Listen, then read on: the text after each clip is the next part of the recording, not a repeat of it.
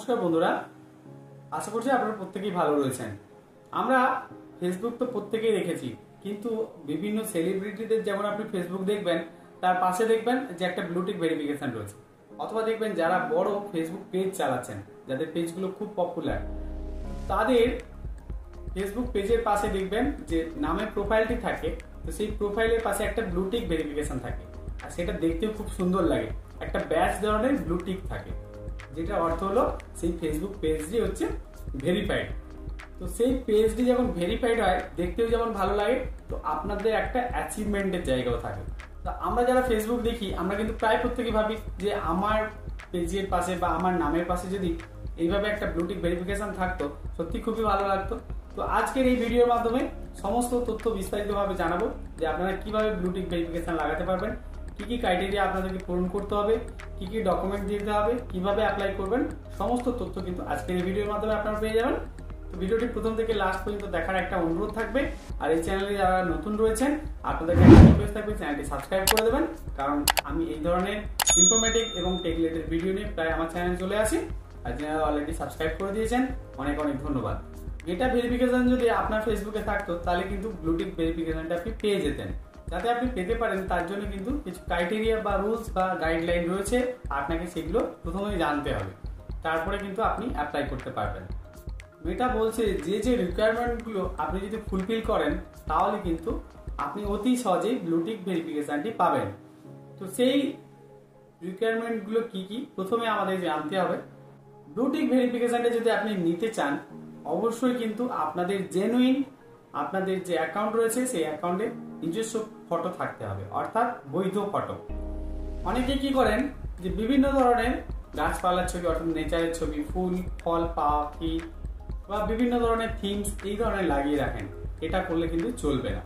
প্রথমত আপনাদের গুরুত্ব দিতে হবে যে আপনাদের প্রোফাইলে আপনাদেরই ছবি দিতে হবে, অর্থাৎ আপনার যে আইডি কার্ড রয়েছে, যেমন ধরুন আপনি আধার হতে পারে, তো সেই আধার কার্ডে যে ফটোটা রয়েছে সেই ফটোর সঙ্গে যেন আপনার ফটো ম্যাচ করে। এটা বলছে আপনাদের ফটোটা আপনার আইডির সঙ্গে ম্যাচ করে তিনারা ভেরিফাইড করে দেবেন, অর্থাৎ আপনি যেই ডকুমেন্টটি দিয়ে ভেরিফাইড করবেন, তো সেই ডকুমেন্টটির সঙ্গে যেন আপনাদের ওই ফটোর সিমিলারিটি থাকে। তার জন্য কিন্তু আপনাদের অবশ্যই নিজস্ব ফটো লাগাতে হবে, এবং আপনি যে ব্যক্তি, আপনার আইডিতে যে নাম রয়েছে সেই নাম কিন্তু আপনার প্রোফাইলের সঙ্গে ম্যাচ থাকতে হবে, তবেই তাহলে কিন্তু আপনি ভেরিফাইড করাতে পারবেন। তার সাথে সাথে আপনার সম্পূর্ণ তথ্য, যেমন ডেট অফ বার্থ, তার সাথে সাথে রিয়েল আইডেন্টিটি প্রুফ, এভরিথিং তথ্য কিন্তু মেটার এই রুলসের মধ্যে রয়েছে। যে রিকোয়ারমেন্টগুলো দিলে তারপরে কিন্তু আপনি অ্যাপ্লাই করার সুযোগ পাবেন।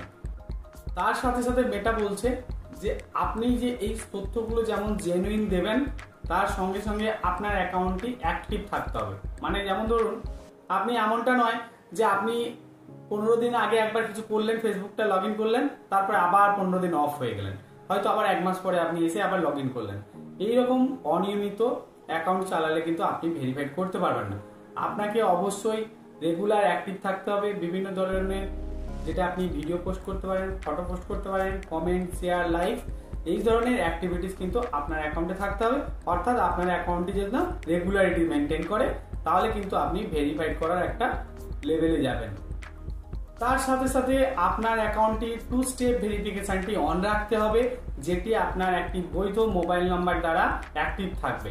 তাতে কি হবে, মেটা বলছে যে আপনার অ্যাকাউন্টটি আরো বেশি সিকিউর দেবে, যাতে আপনার অ্যাকাউন্টটি অন্য কেউ হ্যাক না করতে পারে। সঙ্গে সঙ্গে এরকম পরিষেবা দেবে, আপনি যদি কোনো সমস্যায় পড়েন, ফেসবুক কিন্তু আপনাকে সঙ্গে সঙ্গে রিপ্লাই করবে, যেটি অন্য ক্ষেত্রে ফেসবুক রিপ্লাই করতেও পারে বা নাও করতে পারে, এরকমটা দেখা যায়। যদি আপনার অ্যাকাউন্টে কোনো সমস্যা ক্রিয়েট হয়, আপনি কিন্তু সরাসরি ফেসবুকের সঙ্গে যোগাযোগ করতে পারবেন এবং সেখান থেকে কুইকলি ফিডব্যাক পাবেন।